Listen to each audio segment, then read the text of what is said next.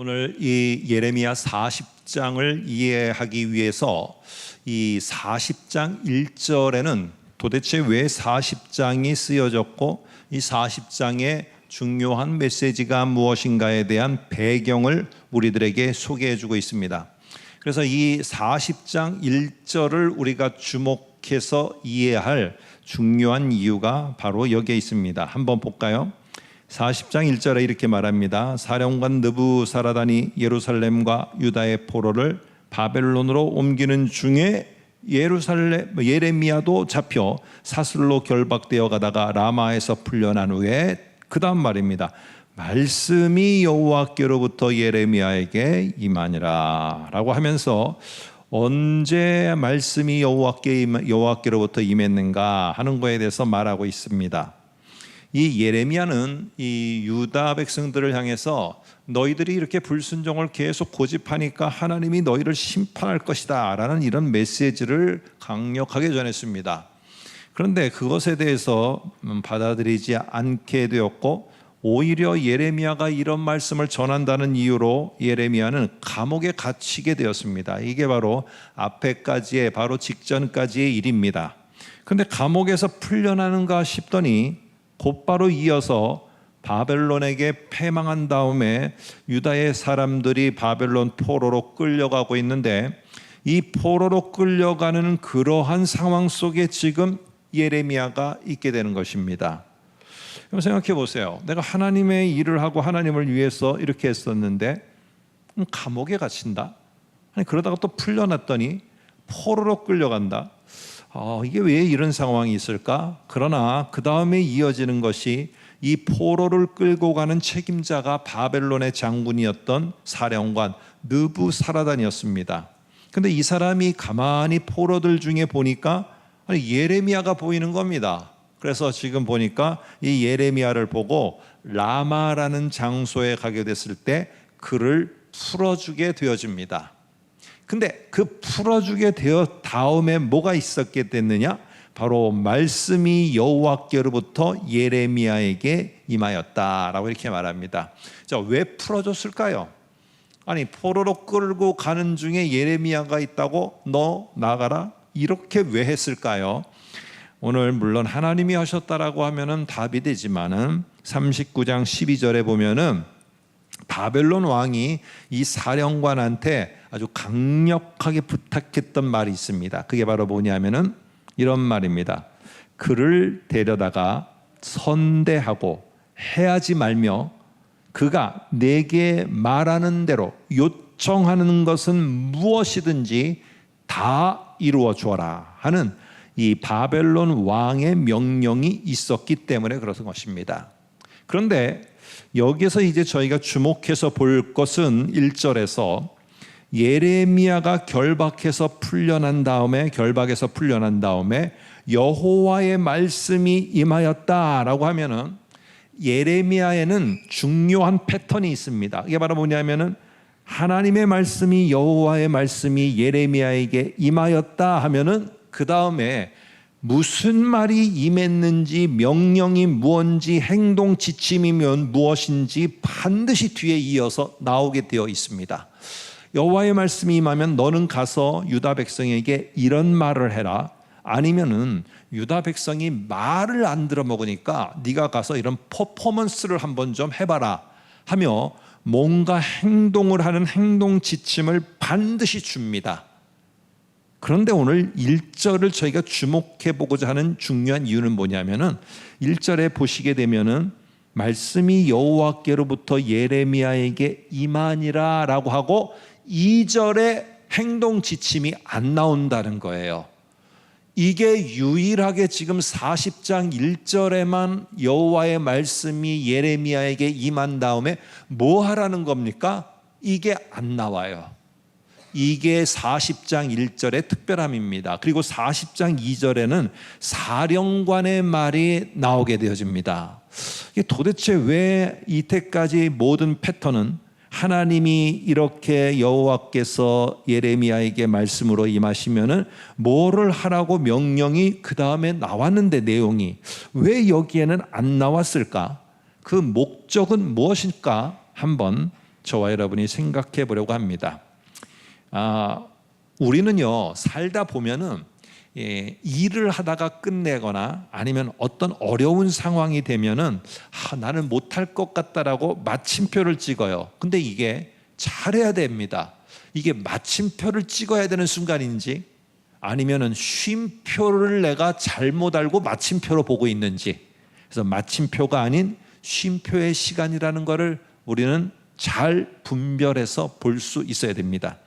이 사령관은 예레미야를 풀어주면서 이어서 보게 되면은 두 가지의 길을 제시합니다. 하나는 왕이 자기에게 명령한 대로 바벨론에 자기와 함께 가자고 제안을 합니다. 가면은 내가 너를 선대하고 좋은 자리를 주고 네 살 거처도 다 마련해 주고 네가 거기서 모든 생애를 잘 살 수 있도록 해주겠다. 이게 네가 선택할 첫 번째 길이다. 또 하나의 길은 네가 가고 싶은 대로 가라. 너희 나라 사람들이 안전을 하다고 하는 이집트로들 많이 가는데 네가 이집트로 갈 거냐? 그러면 가라. 아니면 다른 땅으로 가냐? 가라. 아니면은 네 고향으로 갈 거냐? 그러면 가거라. 네가 두 번째로 선택할 수 있는 거는 네가 가고 싶은 곳으로 가라는 것입니다. 자, 그랬을 때 4절을 한번 보시기 바랍니다. 4절에 이렇게 말합니다. 보라, 내가 오늘 네 손에 사슬을 풀어 너를 풀어주노니 만일 네가 나와 함께 바벨론으로 가는 것을 좋게 여기거든 가자, 내가 너를 선대하리라. 그러나 두 번째 옵션입니다. 만일 나와 함께 바벨론으로 가는 것을 좋지 않게 여기거든 싫거든 그만둬라. 그리고 봐라, 온 땅이 내 앞에 있나니 네가 좋게 여기고 가고 싶은 대로 네가 가도 괜찮다. 이렇게 말합니다. 예레미야의 예언이 성취되었습니다. 그러면은 유다 백성들은 예레미야가 한 말이 옳았구나, 예레미야의 말을 우리가 들었어야 되는 거구나 하면서 예레미야를 인정해주고 그를 갖다가 높여주고 이래야 되는 게 정상입니다. 그런데 이 분위기는 지금도 어떠냐 하면은 예레미야에 대해서 계속 반감이 있는 게 이 지금 예루살렘의 분위기입니다. 그러면 이 예레미야가 지금 일도 마쳤고 자기가 선포한 대로 다 유다가 망했고 일도 다 끝났어요. 근데 내가 거기 이제 다시 돌아갈 이유가 뭐가 있지? 그리고 7절을 보시게 되면은 그 땅에 남아있는 사람들은 누구냐 하면은 전쟁에서 패한 군인들입니다. 그리고 전쟁을 피해서 여러 곳에 떠돌다가 온 자들입니다. 이 사람들을 7절에서는 뭐라고 말하느냐 하면 빈민들이라고 말합니다. 빈민은 없는 것만 말하는 게 아니라 살 소망을 갖고 있지 않은 사람들이에요. 그들 마음속에는 어떠한 살려고 하는 의지와 여력이 없는 사람들만 모여 있는 거, 이게 바로 지금 예루살렘의 모습입니다.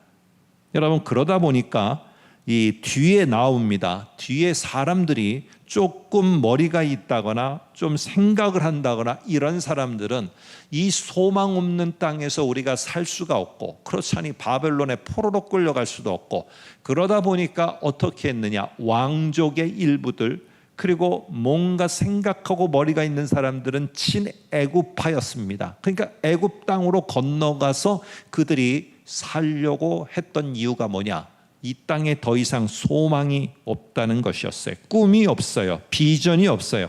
함께할 사람들이 살려는 마음이 없습니다. 오늘 이런데 바벨론을 만일에 택해서 가게 되면 예레미야에게는 지금까지 한 일에 대해서 내 백성이, 내 민족이 나를 무시하는 것에 대해서 내가 보상을 받을 수 있는 그러한 충분한 환경이 있습니다. 그런데 예레미야는 왜 그런지 이유는 말하지 않아요. 뭐 하나님이 그렇게 시켰다, 그러나 시킨 말은, 하나님이 명령하신 내용은 없어요. 이유는 모르겠으나 6절에 보니까 유다 땅에 남기로 합니다. 한번 볼까요? 예레미야가 미스바로 가서 아히감의 아들 그다랴에게로 나아가서 그 땅에 남아있는 백성 가운데서 그와 함께 사니라 라고 이렇게 말합니다. 오늘 그 땅에 살고 있습니다. 그러면서 오늘 그 땅에서 예레미야가 예언을 하고 예언한 대로 성취가 돼서 예루살렘이 파괴가 되고 성전이 무너지고 포로로 끌려가고 모든 하나님의 심판이 다 이제는 끝났어요. 이러니까 예레미야가 하는 일도 끝났겠죠. 그래서 예레미야는 40장 6절서부터 더 이상 등장하지 않습니다. 안 나요. 성경에 보면은 그 다음에는 그다랴라는 총독과 더불어서 관련된 이야기들이 나오고 더 이상 예레미야가 뒤이어서 안 나옵니다. 그런데 안 나오니까 여기에다가 여러분 마침표를 찍으면 안 되는 거예요. 내가 할 역할 유다가 패망할 거다 했는데 망했어요. 그러니까 내 역할은 끝났구나. 그리고 나는 이제 내가 포로로 가 있는 바벨론에 가겠냐, 이제 친애굽파를 따라서 애굽으로 가겠냐, 그냥 어려워도 내 땅에서 살자 하며 함께 사는 것처럼 보이는 마침표처럼 보여요. 그런데 예레미야에 관한 이야기는 여기서 끝나지 않는다는 겁니다. 42장으로 넘어가게 되어지면은 이제 다시 등장을 합니다. 여러분, 도성이 무너지고 성전이 파괴되고 바벨론으로 잡혀가지 않은 사람들이지만 빈민들, 소망이 없는 사람들만 남아있고 내가 볼 때는 황폐한 땅이고 6절에 표현 그 땅에 남아있는 백성 가운데 그와 함께 산다는 것은 은퇴자들이나 하는 그러한 모습이고 모든 게 예레미야를 둘러싸고 있는 상황들은 다 마침표예요. 마침표. 내가 할 게 없는 거예요. 하나님의 말씀이 임했는데 명령, 행동 지침이 없어요? 이러면 내가 할 일이 없는 거잖아요. 내가 뭘 하라고? 주변의 환경을 보니까 다 무너졌어요. 사람들의 상태를 보니까 뭔가 으쌰으쌰해서 그렇게 할 만한 상태들도 아니에요. 내가 볼 때는 다 마침표밖에는 없는 거예요. 예레미야에 둘러싼 상황은 마침표밖에 없어요. 그런데 그 상황은 오늘 하나님이 우리에게 분명히 말합니다. 마침표가 아니라 쉼표가 되는 그의 일상이다. 오늘 그게 바로 여기에서 말하려고 하는 겁니다. 그래서 42장에서 예레미야는 다시 등장시킵니다. 하나님이 다시 무대에 올리게 되고 42장 7절에 보면은 40장 1절처럼 하나님의 말씀이 임하니라 라고 다시 하나님의 말씀이 임합니다. 그런데 42장 7절에는 행동 지침이 다시 주어지게 되어집니다. 한번 42장 7절을 볼까요? 10일 후에 여호와의 말씀이 예레미야에게 임하니라 하면서 이때부터 사람들이 기도도 해달라, 하나님이 이런 말을 해라, 또 저렇게 해라, 하나님이 해야 될 일을 가르쳐 주십니다. 여러분, 그렇다면은 40장 6절 이후에 멈춰 서 있는 예레미야는 무대에서도 잠시, 우리는 잠시지만은 그 이유를 모르는 사람들에게는 무대 위에서 퇴장한 이 예레미야의 모습, 행동 지침도 없는 하나님의 말씀, 마침표와 같은 끝이라고 충분히 생각할 수 있습니다. 그러나 끝이 아니고 다음을 이어가기 위한 쉼표였다는 겁니다. 예레미야에게 행동 지침이 없는 멈춤의 시간이라도 여전히 그에게는 확신 가운데 있는 게 뭐냐? 40장 1절입니다. 하나님은 나에게 말씀을 하시는 하나님이다. 그래서 하나님은 나에게 행동 지침이 없고 멈춤에 내가 있지만은 하나님은 여전히 말씀으로 나와 함께 하시고 말씀으로다가 나를 구원하시고 이 민족을 구원하실 것이고 약속대로 말씀으로 회복하실 것이다. 소망을 더 굳건히 갖는 시간이고, 그리고 말씀하는 하나님에 대해서 내가 확신을 갖는 것이고, 내가 갈 길을 찾고 갈 길을 밝히 보여주시는 것은 말씀하시는 하나님께로부터 오는 것이고 말씀에서 오는 것. 그렇기 때문에 내가 지금 이 시간은 멈춰 서 있지만은 중요한 것은 바로 말씀하시는 하나님에 대해서 말씀이 도대체 나에게 무엇인가를 다시 한번 굳건히 하며 준비하는 멈춤의 시간이라는 거예요. 내가 멈춰 있다고요, 여기 절분이 여러분? 그거에 마침표를 찍지 마세요. 내가 건강 때문에 좀 연약해서 일을 못한다고요? 마침표 찍지 마세요. 오늘 우리에게는요, 마침표는 없습니다. 하늘나라에 가면 마침표가 있습니까? 하나님과 영원히 살아가며 동행하는 계속되는 삶이 있을 뿐입니다. 오늘 하나님이 우리의 인생에 대해서 마침표를 안 찍었는데 왜 마침표를 찍고 나는 은퇴하고 나는 뭐 못하고 나는 능력이 없어서 안 되고 나는 이것 때문에 안 되고 이러면서 모든 것들을 다 끝내고 점을 찍고 나는 더 이상 못한다고 여기지 마십시오. 멈춰 서 있는 것 자체도 하나님이 또 다른 부르심을 위해서 내가 나아가야 될 쉼표라는 것입니다. 여러분, 요즘에 올림픽 경기가 있습니다. 예전처럼 이렇게 관심이 깊지가 좀 못한 것 같다는 그냥 개인적인 생각이 듭니다. 그런데 올림픽 경기에 보면은 많은 경기가 이 선수들이 딱 시작하기 전에 멈춰 서 있는 것을 보게 됩니다.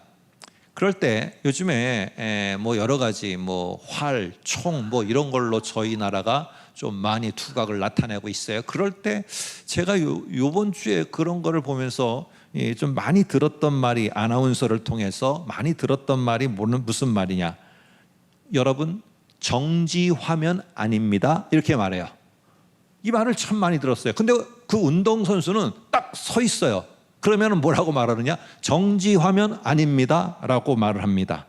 여러분, 이 운동선수가 서로 펜싱을 하기 위해서 칼을 들고 나가기 위해 딱 서 있습니다. 이거는 멈춤인데 분명히 이거는 마침표를 찍는 것입니까? 총을 쏘려고 숨을 딱 멈춰 서 있는 선수가 있습니다. 그러면 이 선수는 마침표를 찍고 포기한 겁니까? 아니면 활을 쏘기 위해서 심박수가 요즘에 막 기록이 됩니다, 화면에. 그러면 그 사람이 멈춰 서 있는데 아무것도 안 하고 가만히 몇 초 동안 있습니다. 그러면 그 사람은 그 경기를 포기한 것입니까? 여러분, 멈춰 서 있다고 내가 하고 있는 일상에서 나는 그냥 가만히 있는 것 같다고 해서 여러분, 그것은 우리가 끝난 마침표가 아니라는 사실입니다. 최근에 저는 올림픽 경기를 여러 번 봤지만은 이런 경우는 지금 제가 처음 접합니다. 여러분도 그럴 것 같습니다. 모든 취재진과 그리고 SNS에서 막 두각이 나타나기를 시작하는 한국의 한 선수가 있습니다. 심지어는 세계의 재벌까지도 거기에다가 댓글을 달 정도입니다. 그런데 이 선수는 뭐 금메달을 딴 거는 아닙니다. 은메달을 땄지만, 그러나 많은 취재진들이 거기 있고 이 선수의 다음 경기 외에 모든 취재진들이 다 거기에 몰릴 예정입니다. 그 선수가 탁월한 경기를 보여서가 아닙니다. 뭐 때문에 다 모이려고 했느냐? 총을 쏠 때 멈춰있는 자세가 너무 멋있어서, 그리고 총을 한 번 쏜 다음에 멈추는 자세가 너무 멋있어서, 이게 너무 멋있다는 것 때문에 지금 모든 취재진들이 그거 폼을 찍으려고 올림픽 경기에 이상한 일이 벌어졌습니다. 멈춰 서 있는 일시 정지한 모습을 찍으려고 취재진들이 지금 예약하고 기다리고 있습니다. 여러분, 멈춰 서 있다는 거 끝난 게 아니고요, 다음을 나가기 위한 준비의 쉼표라면은 멋있는 거예요. 멋있는 거. 그래서 40장 6절에서도 예레미야가 남아있는 백성 가운데 함께하고 있는 거는 하던 일은 멈춰졌고 쉬는 시간이고 쉼이 있는 것인 것처럼 보이지만, 실제로는 그 시간은요, 앞으로 더 달려나가기 위한 준비의 시간입니다. 그래서 말씀의 하나님이 어떻게 동행하며 말씀의 하나님이 나를 다시 어떻게 불러 세울 거며 내가 다른 부르심에 대해서 철저하게 준비를 하는 시간이고, 이럴 때 호흡을 가다듬고 깊이 쉬며 딱 멈춰 있는 상태, 이게 40장 6절에서 42장 전까지의 예레미야의 모습입니다. 예레미야는 피리어드 마침표 찍지 않았습니다. 다음을 위해서 지금 준비를 하고 있습니다. 무슨 준비요? 말씀하시는 하나님에 대해서 더 다시 차근차근 견고하게 내 안에 쌓아가는 시간입니다. 그럴 때 42장 7절에서 다시 불러 말씀을 하실 때 거기에 준비된 자는 가는 것입니다. 나무꾼이요, 쉬는 시간이 있습니다. 그 나무꾼이 날씨가 덥고 날씨가 안 좋다고 쉬는 시간에 가만히 있느냐? 그렇지 않습니다. 나무꾼의 쉬는 시간은 마침표의 시간이 아닙니다. 쉼표의 시간입니다. 쉼표도 가만히 있는 쉼표가 아닙니다.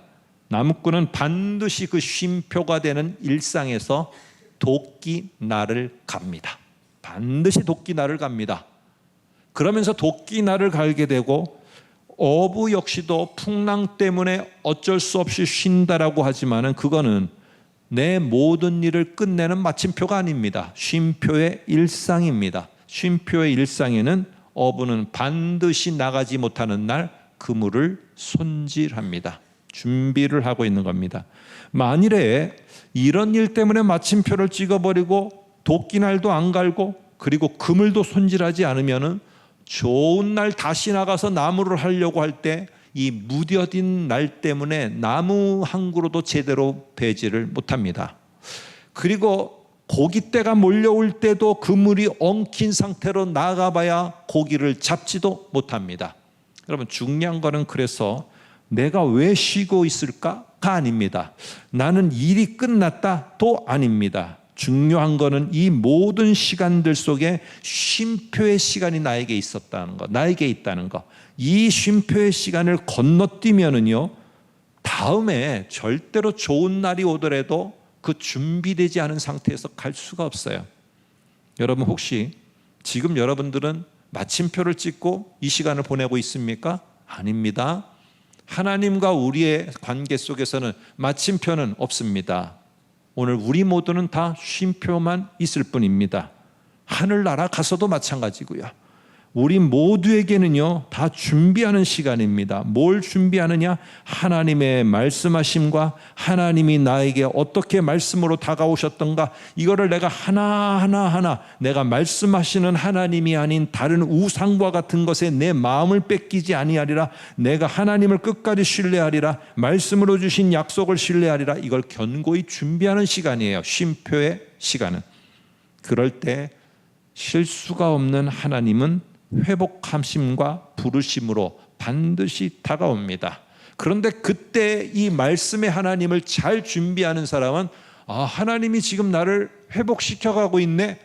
내가 지금 회복되고 있네. 하나님이 나에게 뭘 위해서 부르시고 있네. 이거를 들을 수가 있게 되고 볼 수가 있게 됩니다. 그러나 마침표를 찍어버리고 쉼표의 일상을 갖지 못하고 그걸 보지 못한 자는, 준비하지 않은 자는 결국에 부르심 앞에서 그 부르심을 듣지도 못하고 보지도 못하게 되어집니다.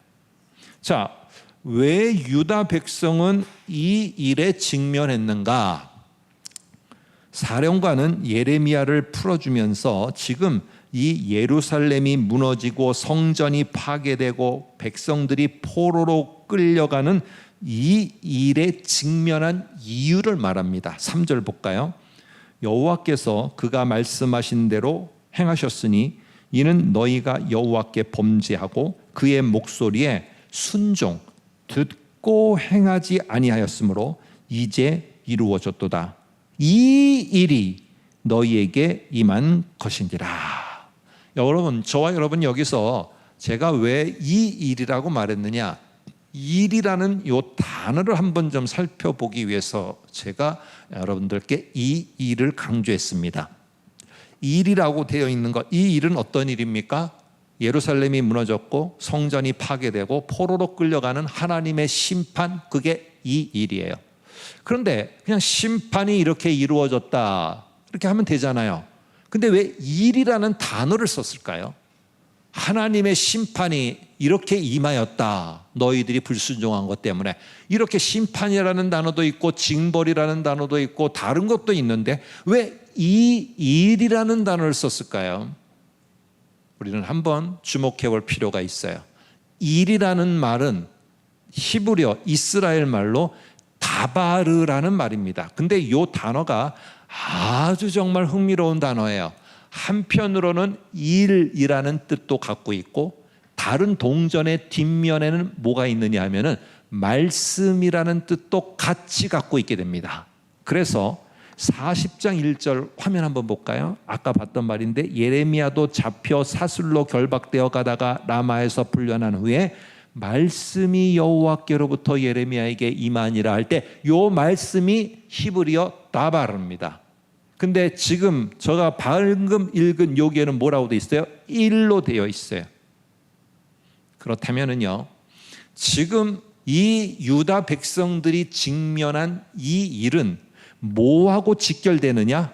하나님의 말씀과 직결된다는 걸 알 수 있고, 그들이 겪은 이 일은 말씀하시는 하나님, 하나님의 말씀에 대해서 선지자들이 그렇게 하나님의 말씀이라고 하는 것을 인정하지 않고 부정한 결과다라는 걸 강조하고 있습니다. 그렇다면은요, 오늘 하나님께서는 심판으로다가 결국 유다 백성들이 황폐한 땅 일부는요 예루살렘에 머물러 있어야 돼요. 그러면서 하루하루를 어떻게 사느냐? 오늘이 끝이다. 마침표 찍으면서 사는 거예요. 내일도 일어나면은 오늘이 끝이다. 이렇게 살아갈 수밖에 없는 자들, 그런 자들 속에 하나님은요 큰 그림을 예레미야를 통해서 예루살렘과 바벨론에 있는 사람들에게 보여줍니다. 너희들 거기서 마침표 찍지 말아라. 아무리 소망 없는 것 같고 이 바벨론의 포로 생활이 끝나지 않을 것 같아도 마침표 찍지 말아라. 나는 너희를 반드시 회복할 것이다 하며, 오늘 하나님은 그 상황에 있는 이 유다 이스라엘 백성에게 마침표가 아닌 뭐를 보여주시냐? 쉼표의 시간이다. 그러면 이 쉼표의 시간은요, 바벨론 강가에서 자기들이 쓰던 악기를 걸어놓고 나무에 걸어놓고 한탄하며 눈물 흘리며 이것에 대해서 끝난 인생처럼 살 게 아니고, 하나님이 회복하심과 부르심을 소망하는 가운데 쉼표의 시간으로 여기고, 왜 우리가 이렇게 됐지? 말씀으로다가 우리와 함께하는 하나님, 그래서 내가 말씀에 내가 중심 잡기를 해야 되는데 그리하지 못해서, 거기에 우리가 듣고 경청해야 되는데 그러지 못해서 이렇게까지 왔구나. 솔로몬의 부귀영화와 다윗 왕궁의 휘황찬란한 그런 우리가 이런 비참한 상황까지 오게 되었구나. 경제 강국에서 경제 부강하고 모든 국방력이 강했던 그런 우리의 모습이 지금 이런 상황이 되었구나. 그렇다면 하나님이 우리에게 쉼표의 시간이 줬다면, 언젠가 우리에게 부르심의 시간이 있고 우리를 다시 회복하는 것이 있다면 우리가 준비해야 될 것은 무엇인가? 이거를 돌아보는 쉼표의 시간이 바벨론 땅이고 예루살렘 땅입니다. 오늘 그럴 때 한 사람, 제가 매번 예레미야 끝에 소개하는 사람 에스라의 말을 같이 보겠습니다. 에스라 7장 10절입니다. 한번 보시기 바랍니다. 에스라가 여호와의 율법을 연구하고 준행하며 율례와 규례를 다 이스라엘에게 가르치기로 결심하였더라 하면은요, 이게 마음에 결심하다라는 뜻이에요. 그런데 이게 히브리어 말로는 쿤이라는 말이에요. 결심하다, 쿤, 이게 말이에요. 근데 이게 무슨 뜻이 더 강하냐? 사실은 여기에 중요한 거는요, 결심, 마음에 결심하다 이것보다는 지금 예스라는 어디로 돌아갔느냐? 여호와의 말씀, 연구, 준행, 율례와 규례 가르치는 것, 이것으로다가 회복을 자기가 먼저 했어요. 그러며 결심했다고 하는데, 이 결심하다라는 말을 원래 더 중요한 의미는 뭐냐? 출전 명령을 기다리고 있으며 출전 명령에 따라 순종하기 위해서 준비하다, 채비하다예요. 그럼 뒤에가 더 닿지 않습니까? 결국 에스라는요, 우리가 돌아가야 될 게, 준비해야 될 게 뭐지? 말씀하시는 하나님, 하나님이 말씀으로 우리에게 회복을 약속하고 말씀과 함께 동행하며 회복의 길을 여실 것이고, 이것에 대해서 철저하게 준비했습니다. 그리고 우리가 아는 것처럼 에스라, 느헤미야의 결국 이 말씀을 통한 회복과 신앙의 부흥운동이 일어나게 되어집니다. 여러분, 쉼표가 있는 일상은 하나님의 부름을 따라 출정하기 위해서 내가 준비하는 시간이에요. 그럴 때 준비할 때 잠시 쉼이 있을 수 있죠. 그러나 멈췄다고, 정지했다고 이것을 마침표 찍는 시간으로 봐서는 절대 안 됩니다. 이거는 쉼표의 시간이고, 그 쉼표 안에서 움직이는 모든 일상은 내가 준비를 위한 일상이 되어야 됩니다. 그래서 하나님은 그러나 어떤 무엇보다도 준비해야 될 것, 하나님은 내게 말씀으로 다가오는 분이다. 내가 믿는 하나님은 말씀이 있는 분이다. 자꾸만 말씀 외에 다른 걸 가지고 내가 하나님을 만났다든지 아니면 하나님이 나에게 응답이 없다든지 이렇게 내가 하는 거, 이거를 내가 정리해야 된다. 하나님은 말씀으로 내게 오고 말씀으로 인도하고 말씀으로 나를 회복하시는 분이다. 이거를 내가 잘 준비할 때 결국에 하나님이 우리를 향한 회복, 그리고 하나님의 부르심은 반드시 곧 올 겁니다. 그런 하나님의 회복과 우리의 부르심의 여정에 동참하는 우리의 모든 성도들의 한 주간의 삶이 되시기를 주의 이름으로 축복합니다.